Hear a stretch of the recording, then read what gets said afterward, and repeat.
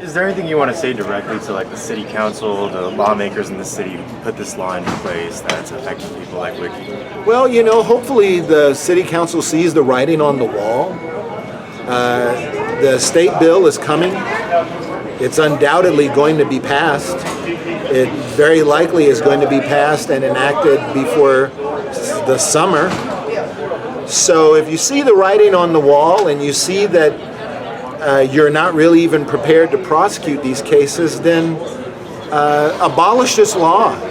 Let's engage in teamwork to address the problem of houselessness rather than adversarial prosecutorial modes. That's not the solution. That just results in an expenditure of money with no benefit to anybody.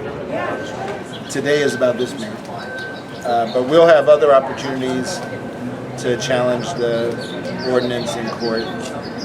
We have at least 2 other people that I'm representing who have court cases. And so sooner or later, if the city insists on and taking these cases to trial, we'll have our day in court. On the other hand, if the city is never going to actually seek to take these cases to trial, then that just begs the question, why do we have this stupid ordinance in the first place? I think the message that hopefully the city gets, well, the first message should be is leave the unhoused alone, help them, don't prosecute them. But if you are going to choose, unfortunately, to prosecute these cases, then you better come ready, because we're not backing down. And if you think that you're going to file these cases and just get the ability to take your sweet time bringing them to court, that's not going to happen. Either way, it's Wickey Two Hands, and I'm a Fresno resident right now, but originally I'm from Bakersfield. And so I've been living here for 35 years. And the last 5 years have been homeless. I've been spending a considerable amount of time outside, and I've grown accustomed to it, and I began to like it.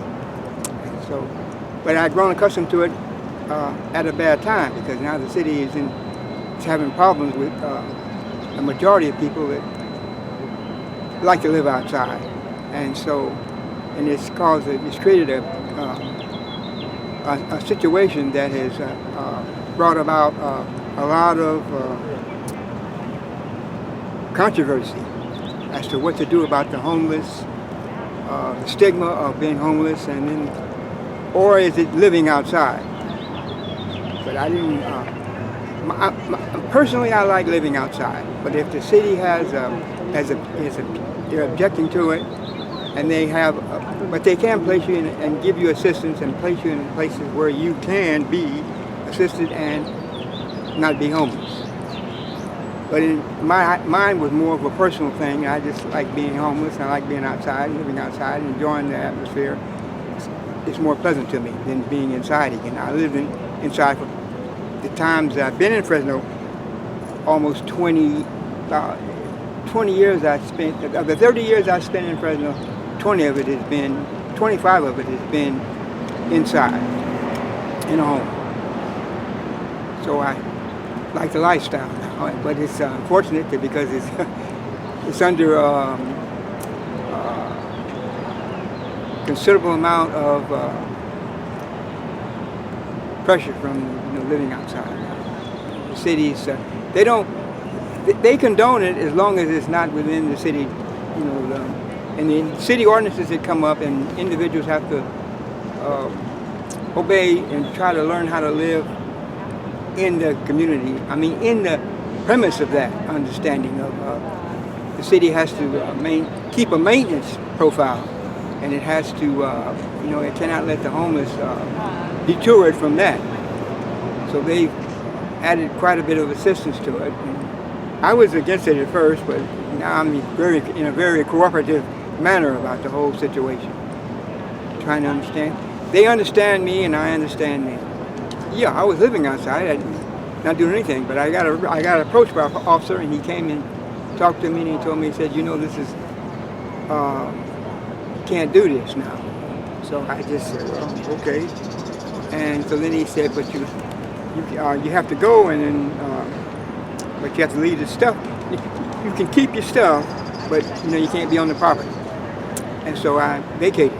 And then about 2 weeks later, he approached me again and said that it is now illegal and we can't arrest you for this now. And that's what he proceeded to do. And they took all my stuff, everything I had.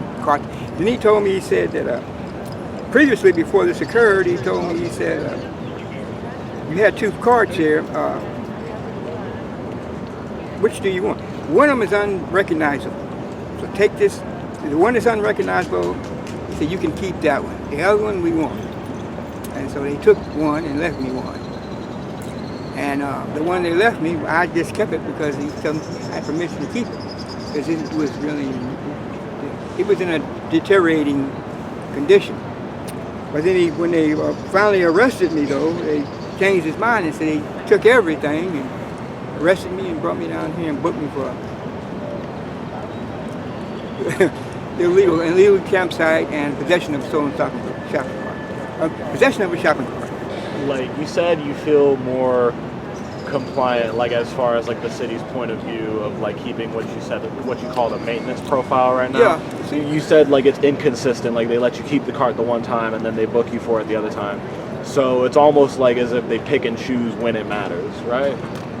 Almost, just about. Yeah. If you're in a situation where you're, it's not to your advantage, it's kind of, it becomes more of a complicated matter because your personal lifestyle is involved in it. But they want to regulate the procedure of everything. And the final determination is that you accept, the city is not against this. Take the assistance and, conveniently be satisfied till a better arrangement can be made. And what advantage, if any, would you say the city even gets from something like this? They can maintain the city. But in order to maintain the city, look what happened Well, to you. it's their biggest complaint is cleaning up. Before everyone I've ever talked to always say if the people change their ways of doing things, there's no problem. But I've talked to quite a few people that they're not against free living, but they are against trying to keep it in an approachable solution. I mean, an approachable site. The way you find it, that's how you leave. Right, and you've lived by that for pretty much your entire life, right? Mm-hmm. So do you think if people did maintain some minimal health and safety standards, I'm certain. that they should be able to stay where they're at, stay some free living? Yeah, because it's becoming discriminately. It's a stigma. You know what? It just takes one to magnify a different situation. The stigma itself and the discriminating view of just being homeless means, but then there's a lot of people out there that do abide by everything, and it's the same. There's no difference in consideration as to the situation if an officer has to do his job.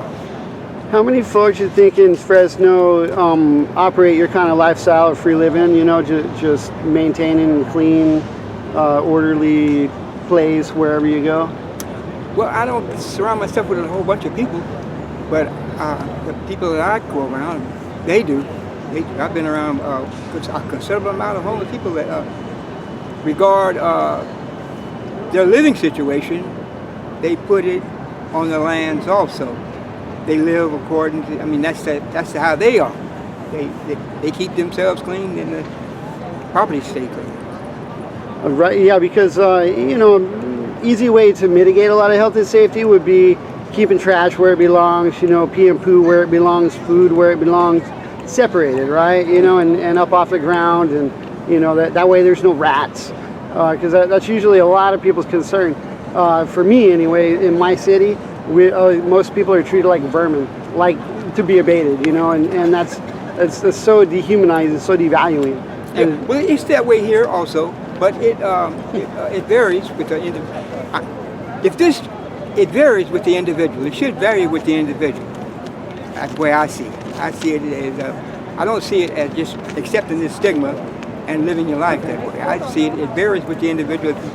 If you know the person, or you know, but this takes time and effort. So it's a lot of it's a very controversial subject, and it has to be dealt with. It has to be dealt with. It's not going to just go away. One more thing before we wrap up real quick. What are you hoping to accomplish with this trial? Consideration. Amen. Thank you.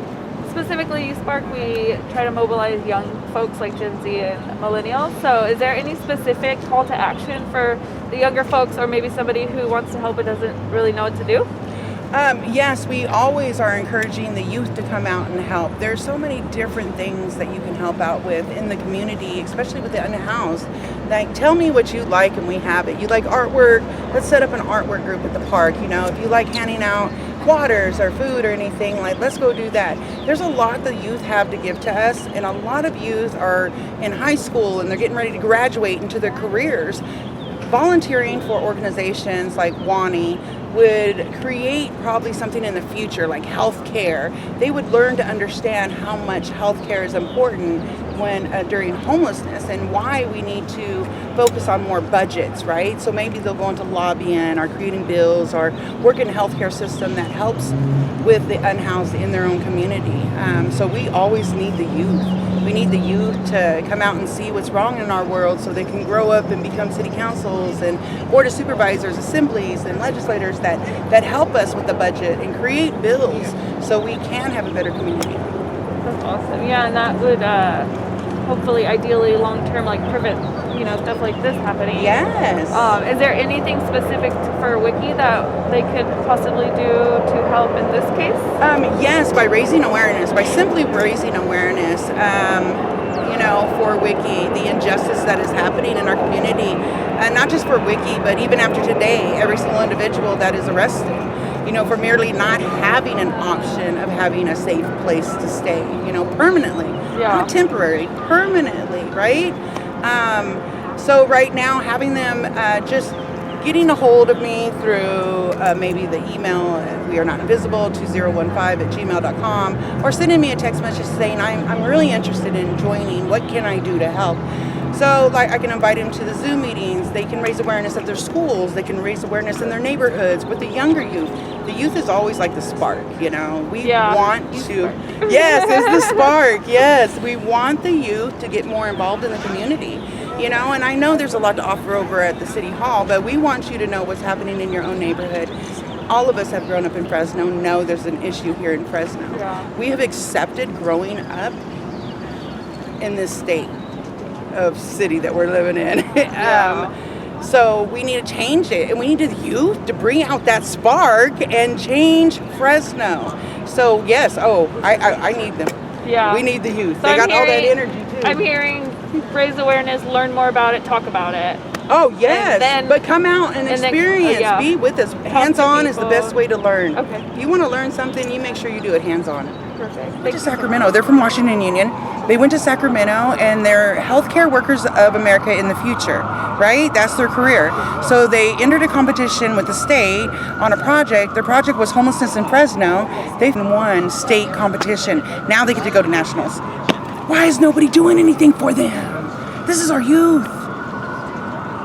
So they need to be put all over the spot. So I'm literally called the city, and I put the city on it. So they're going to give him a dinner now.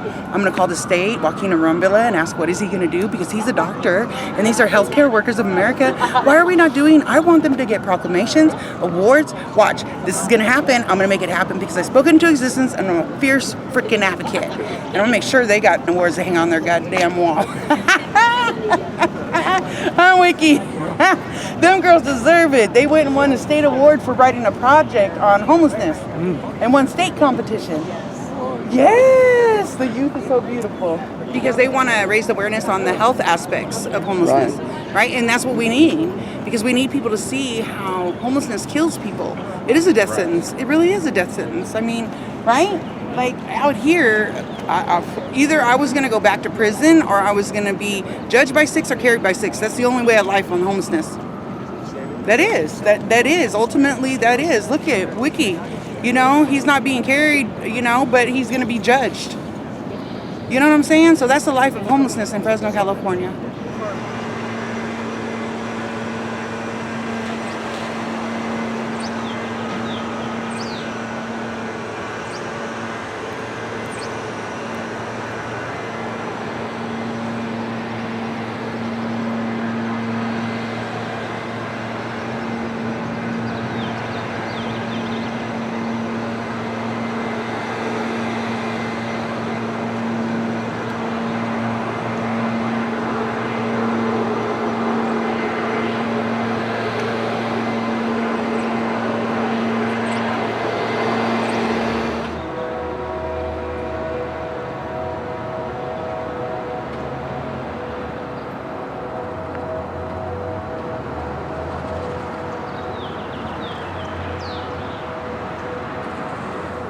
We're going to go on to unscheduled communication. I have some cards here. The first is from Diana Vieira and Brianna Lee. There's 2 names on the. Good afternoon, council members. My name is Diana Vieira. Fortunately, my partner couldn't join me. She had to go to clinic. But I'm a senior from Washington Union High School, District 6. And today I've come to address the concern of the criminalization of homelessness in Fresno. As a young adult who's grown up in Fresno all my life, I've seen firsthand the persistent issue of homelessness within my community. Everywhere in the county and city, you see it. Crowded alleys filled with makeshift shelters and tents have become all too common. Even a simple walk in the neighborhood or park, you see several people and families sleeping on the benches or sitting on the sides of roads with their signs pleading for help. You'd think our city would do something to help these people? Wrong. Instead, you've resorted to criminalizing these individuals and sending them to jail for simply surviving. Over 160 individuals or more have received fines or even sent to jail, including our dear friend Wickey Two Hands, who is also about to be sentenced up to a year in jail, but fortunately, he was able to win his case in court. It is unfair, and as the future of Fresno, we want change, we want action, and something else for our generation. We want Fresno to create real solutions and programs that will help these people get back into society and on their feet, not send them to jail. We want a community that cares about everyone. That's why we created our community awareness campaign, Beyond the Streets, which we initiated last fall.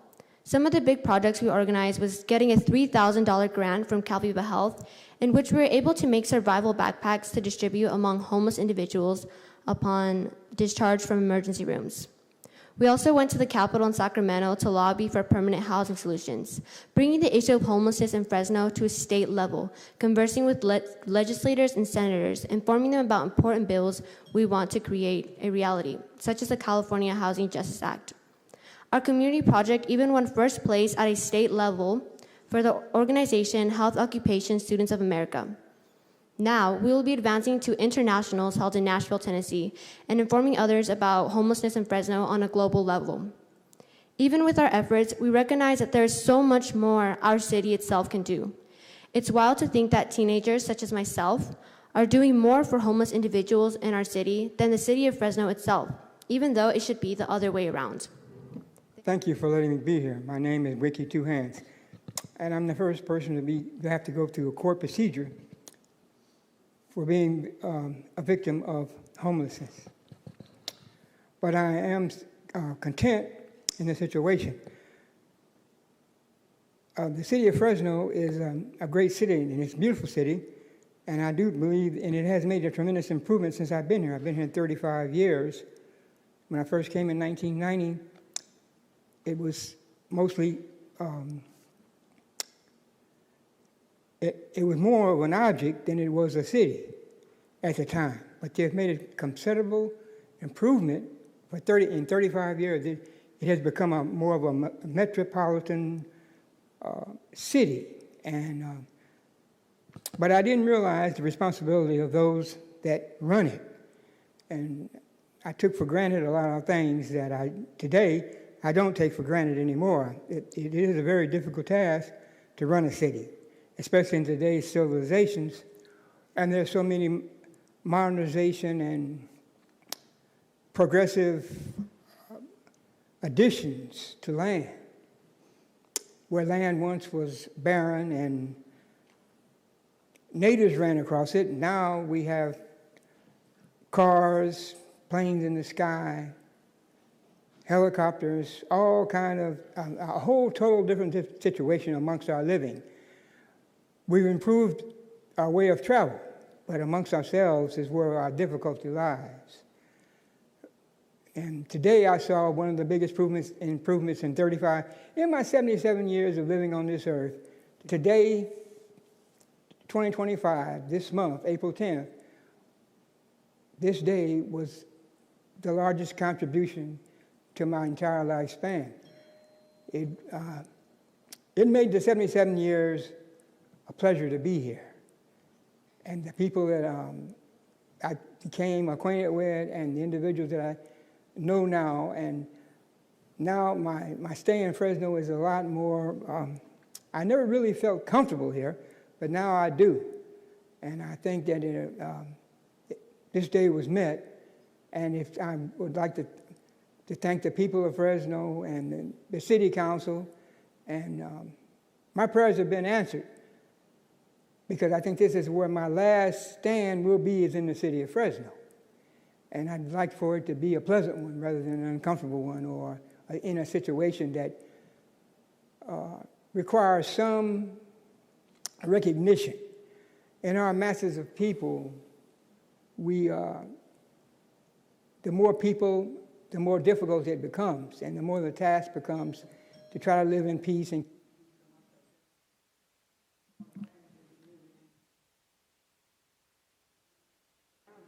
Thank you, sir. We really appreciate your time coming here to speak. We're not going to allow these cases to stay in court any longer than they should, because this is an abhorrent law, and any prosecutions that arise from them are equally abhorrent in our community. Are you disappointed at all of that? On one side, obviously, this is great news for Wickey. Are you disappointed that you didn't get to actually argue the merits of this ordinance? I am. I must admit, today is about this matter. But we'll have other opportunities to challenge the ordinance in court. We have at least 2 other people that I'm representing who have court cases. And so sooner or later, if the city insists on and taking these cases to trial, we'll have our day in court. On the other hand, if the city is never going to actually seek to take these cases to trial, then that just begs the question, why do we have this stupid ordinance in the first place? And can you repeat one more time for ones that didn't hear, what exactly happened just now? Well, what happened was, back on February 20th, we insisted on our right to a speedy trial. The judge decided that even though we insisted on a speedy trial and objected to any postponement, that the case could be continued past the deadline to today, which is well beyond the 45-day deadline. So this judge, he just wasn't having it. He saw that was not a lawful continuance, and so he therefore dismissed the case. What would have made it lawful? If we had consented, and I'm not going to consent to anything these people want to do to our street family members. But they failed to make a case for it, right? Right. My understanding was you didn't consent to that back in February 20th. That's so true. Why did Judge Cabrera then allow it to go past the March 6th deadline? I don't know. I don't know. I don't want to speculate as to any reasons. As the judge indicated today, the appropriate ruling would have been to delay the trial, but within that 45-day period, rather than extend it beyond that. And then you come back at the 45th day, and then you figure out if they truly need more time. But that didn't happen. And this judge I believe correctly, found that that was not lawful and dismissed the matter. Are there any other pending cases set for trial? Not that I'm aware. We have 2 other cases, but they haven't been set for trial. I was focusing on Wickey's case before we set any of the other ones for trial, but we will be setting them for trial. I think it's important that ultimately a jury decides how fair it is to prosecute people under this law and whether it's indeed is lawful. But you know, any day that you get a deserving person's charges dismissed, it's a good day. I hear you.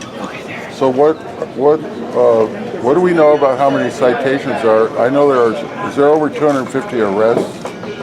There are well over 250 arrests. How many citations do we know?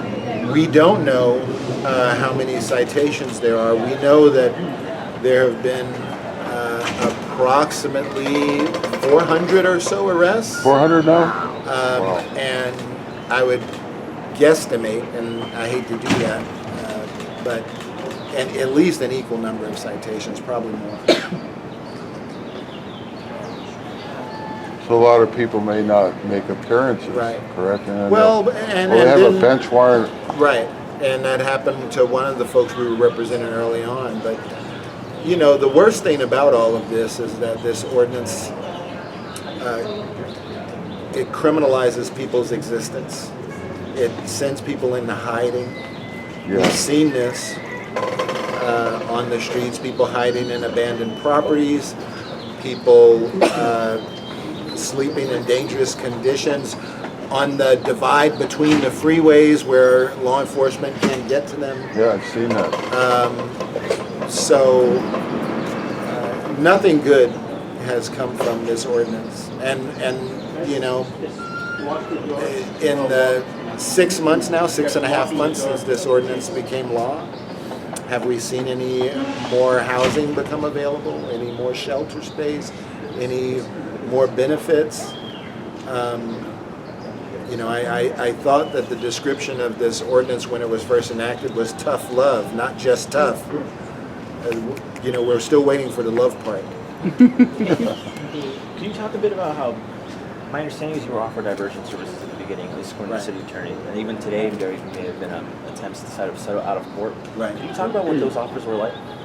Well, the offers were to get Mr. Two Hands to offer him services. First of all, let me just emphasize, Mr. Two Hands doesn't need any services other than a place to live. He's not addicted to drugs. He's not addicted to alcohol. He works every day, multiple jobs. He's missing work because he's here today. Mm-hmm. And when in his past he's been able to find and pay for housing, he has done that. So, you know, offering people services and then offering them only to one person whom you're also incidentally prosecuting, it felt tawdry. It felt like a bribe. It felt like a way of getting this out of court, and so we rejected that. Fortunately, through legitimate channels, and I say legitimate because he didn't try to skip the line. He didn't try to take someone else's opportunity simply because he had leverage. He's found housing anyway. So we don't need, so thank you, but no thank you. Mm-hmm. Woo, yes. How do you feel, Wickey? You have a few words? Pretty good day in my life. For the 77 seasons I've been here, but I think I deserve it. Yes. I hear you. Yes. You know, when it comes down to it. I'm not being conceited, but I think I actually deserve this, and I think Kevin deserves my admiration for him, because some of the things that I suffered from for these 77 seasons has been inadequacies and certain things I didn't believe in, that authorities, things that happen in America, things that happen and occur in America, you know, it's pretty difficult to accept sometimes. You know, the land is supposed to be what the land is supposed to be, but it isn't, but then again it is. You know, it takes time to work things. I mean, it takes time for any city, any civilization to become adequate enough for its people. Meet everyone's needs. Wise words. Have you had any contact from the city at all since the February meeting today? Contact? Did any of the police at all? Or Oh, we're friends. Basically, it's just a job being done. You know, and I see it. They have a job to do. You know, I'm not implying that. My grievance wouldn't be what they do. My grievance would be we need a better time. Right. We need a better time. I mean, you know, things work with time. You know, Mr. Two Hands my also, 77th season. he also, you know, it needs to be mentioned, he doesn't have a criminal record. Until he was homeless. Until he was homeless. Right. So. You mentioned you skipped work to be here today. What were you supposed to be? Well, I work at a wrecking yard, 2 wrecking yards on Ron's and Kevin Christian's wrecking yards on Lansing. And I do work there every let's see, I'm there on Mondays and Thursdays. For 2 days out of the week, everyone do work there and then on Saturday. And then you have other jobs too, though. I have other jobs, cut around. I can take care of myself, financially. So has it been an inconvenience to have to skip you know, some pay and come to these? No, I don't think so. I think this is one of those rare moments that I have to take advantage of, regardless of what it takes. You know, and the only thing, sometimes the best things come when you give a part of yourself. But the best of yourself. You mentioned that you had found housing. You maybe want to talk about how that process was like and maybe how long it took you to get Well, I just found it yesterday. The lady, It's over here. she got it for me, and I was at work at the time. And she came in and found housing. So I had made up my mind I was going to go inside anyway, because not incorporate with what's trying to be done to Fresno. I took a percentage of my selfishness, give it to Fresno. Thank you for standing up. Yeah, I mean, my time, you know, and just saying, when I think about yourself all the time, I think about, you know, the community that you live in. And this seems to be a very, very controversial matter because it takes a tone of discrimination. You know, it shouldn't be that way, just on sight. It should be a lot more. So when you say that, do you think that you get profiled by the police? I haven't been. I've never had problems with the police, other than just a job that they were doing. But I've never had personal problems or anything we get conflict with. That was Officer Rocha and another... Corona. Okay. But I see you every day. I know Rocha. Well, Mr. Two Hands, it's not his way to think ill of people or to presume things. I wish that a lot of people I encountered had one fraction of his positivity. What's next for you, Kevin? My understanding is you're still mounting. Hey guys, I need you all to move down a little bit. You're blocking one exit, now you're blocking both of them. I need you to move down, please. Thank you. All the way down. Take your Not a pictures, problem. please. Thank you. I appreciate it. Thank you very much. Yeah, I understand you're still mounting a case against the actual ordinance itself, right? Right. Yeah, we are. The state legislators might beat us to it because there's currently a bill pending that's 634, SB 634. right. That's going to override a lot of these municipal ordinances. So the state legislature might beat us to overturning this law, but it's still, we have lawsuits pending against the city of Fresno for how it treats, or better said, mistreats the unhoused. And those lawsuits are going to continue regardless of the outcome of any particular criminal case. We have 3 of those pending in federal court at the moment already, with more to come. The Lewis Brown et al. It does. So what's the hang up with that one? since it's been going for over 2 years. Well, all of those cases seem to be stuck in the mud. Federal court is unfortunately right now not a place where you can find swift justice.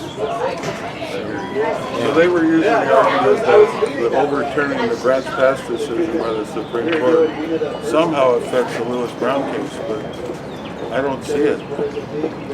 Well, I mean, it affects the Grants Pass. The Grants Pass case affects our case only to the extent that we're arguing that cruel and unusual punishment is involved. But it's also 14th Amendment. Right. There are other constitutional amendments that prohibit what's being done to our unhoused. Yeah, we talked about this briefly yesterday, but the city attorney attempted to subpoena multiple journalists that we know of for this case. Do you have a better understanding of why they would try to do that? Well, it's my understanding that the prosecution perhaps wanted to use certain video footage or audio footage that had been obtained by the Bee or by Fresno Land, but I still think that was a very unfortunate tactic. One of the fundamental aspects of our freedoms in the United States is the freedom of the press to gather and disseminate information. So anything that even is suggestive of intimidation of the media or involving the media in legal disputes as a witness when they were acting in their capacities as reporters is a very, very dangerous precedent. I would think that the city would want to maintain a healthy and positive relationship with the media, and subpoenaing members of the media to come and testify in a criminal case is the opposite of that, in my opinion. Also, it was totally unnecessary because to the extent that articles appear in the paper, to the extent that videos exist, to the extent that audios exist, there are ways to use those in court that don't require subpoenaing reporters.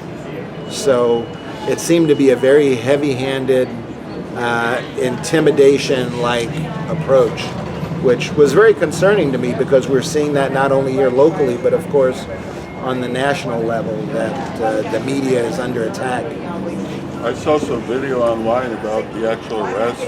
Rocha was there. Rocha and Corona were there. Other officers were there as well. Where did that video come from? That was produced in the discovery process.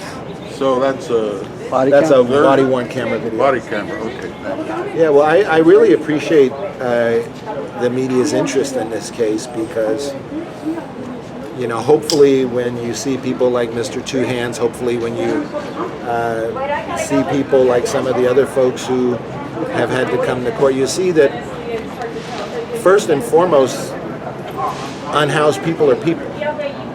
They all have stories that are not susceptible to being stereotyped. You know, I've had the great blessing to meet a lot of unhoused people since this ordinance was passed because I've been participating in a lot of the outreach efforts, and I have yet to meet a single person where I could say, you know, the reason why this person is on the street is because he or she made decisions to be here. But unfortunately, that's what a lot of people think. They think that this is something volitional, that people choose this life. And that's just, it's not true. It's a convenient way to think about things so that we don't, abdicate ourselves of responsibility for helping fix the problem. This is on all of us. And it's been a long time coming. You know. Is there anything you want to say directly to like the city council, the lawmakers in the city who put this law into place that's affecting people like Wickey? Well, you know, hopefully the city council sees the writing on the wall. The state bill is coming. It's undoubtedly going to be passed. It very likely is going to be passed and enacted before the summer. So if you see the writing on the wall and you see that you're not really even prepared to prosecute these cases, then abolish this law. You know, let's engage in teamwork to address the problem of houselessness rather than adversarial prosecutorial modes. That's not the solution. That just results in an expenditure of money with no benefit to anybody. With this being more of a technical win, do you feel as stronger if your other two cases? Well, this was a win based on Mr. Two Hands' speedy trial rights. So I guess you could kind of call it a technical win, but we'll take it because now Mr. Two Hands doesn't have to worry about going to court anymore, and we'll move on to the next case, and if we end up winning that one on a technicality too, so be it. It's important that that these cases be fought, and when you fight cases on an individual level, sometimes you don't get to make you don't get to establish broad holdings, but that's okay. Like I said, this ordinance, its days are numbered anyway. And I think that's due in large part to the reaction to the Supreme Court decision, the reaction to these ordinances, the activists who have gone to city council meetings all over this state, the articles that have been reported about those protest actions. So right's going to prevail sooner or later anyway. Quick question. The judge kept saying he asserted his right to a speedy trial. So is that to say that in order to have that right honored, one has to assert that right? So say the same thing happened, but they just, but because it seems like a way to logically support that, he did assert his right. So I don't know, that was interesting choice of words. Well, I think the message that hopefully the city gets, the first message should be is leave the unhoused alone, help them, don't prosecute them. But if you are going to choose, unfortunately, to prosecute these cases, then you better come ready, because we're not backing down. And if you think that you're going to file these cases and just get, the ability to take your sweet time bringing them to court, that's not going to happen. Any final words before you go back to your new life? It's a good day.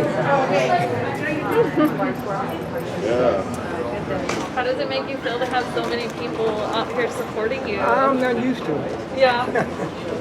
Sometimes it's been my experience is most of the time, my biggest problem is adversaries.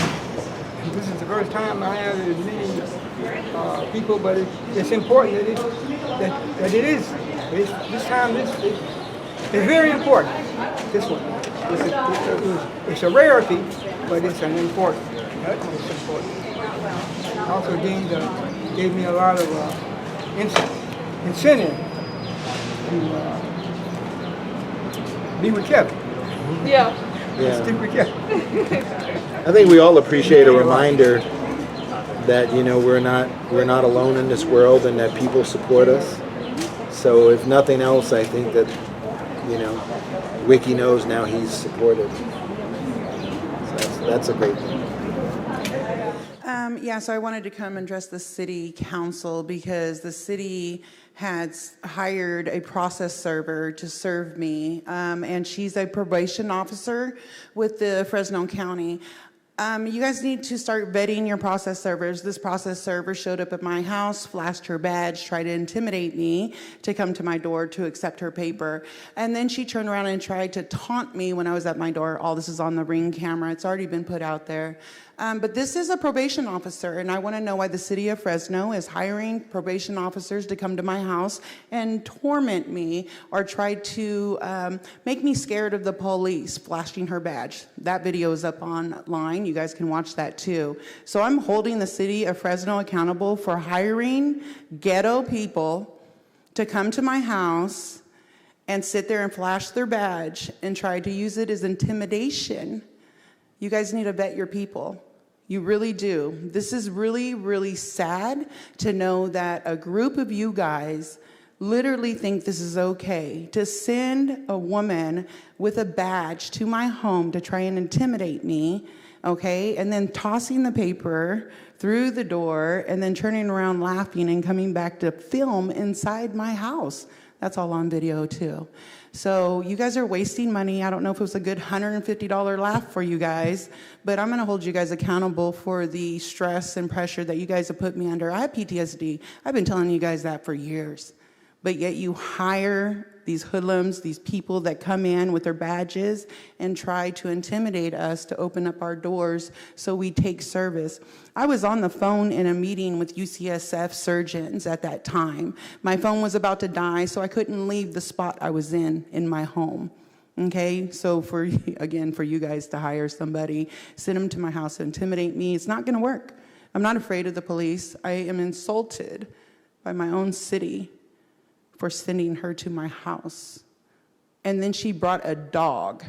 Like, she was on the job. She works for Fresno County probation. She is an officer. She was on the job and you guys hired her. She moonlighting during the day.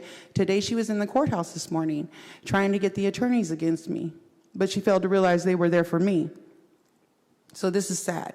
This is how I found out she's a probation officer. I didn't know you guys hire probation officers to go serve people.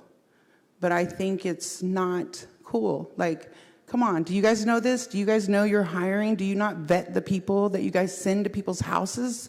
And if that's your guys' intimidation tactic to get me to stop, it's not. I just get more riled up.